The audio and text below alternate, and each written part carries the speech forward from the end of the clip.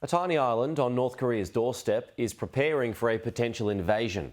The recent ramp-up in North Korean missile tests has put neighbouring nations on alert.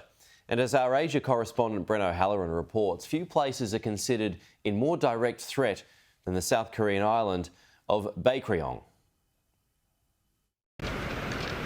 The patrols start early and run around the clock. What was once little more than a fishing island is now effectively a frontier military outpost. There are more soldiers than citizens on Baekryeong, their weapons positioned towards a potential enemy visible on the horizon. There are regular run-ins off the coast. Warning shots were fired at a North Korean vessel in October. In 2010, a North Korean torpedo sunk a South Korean warship, killing 46 men and almost triggering an all-out war. North Korean dictator Kim Jong-un has threatened to rain down a sea of fire on the island and ordered mock invasion drills. Sometimes I have dreams about the North Koreans invading. In fact, I really still live with that fear of what if one person infiltrates and destroys a whole neighbourhood.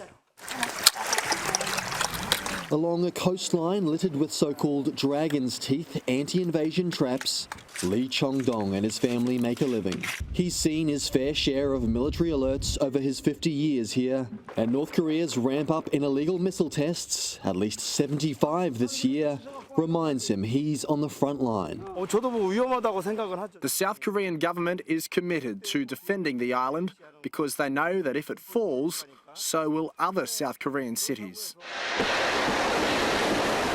Japan also believes the threat from Pyongyang is growing. Multiple North Korean missiles were fired towards Japan this year, including one which flew over Japanese territory. The nation, which once had pacifism enshrined into its constitution, now plans to double defence spending within the next 5 years.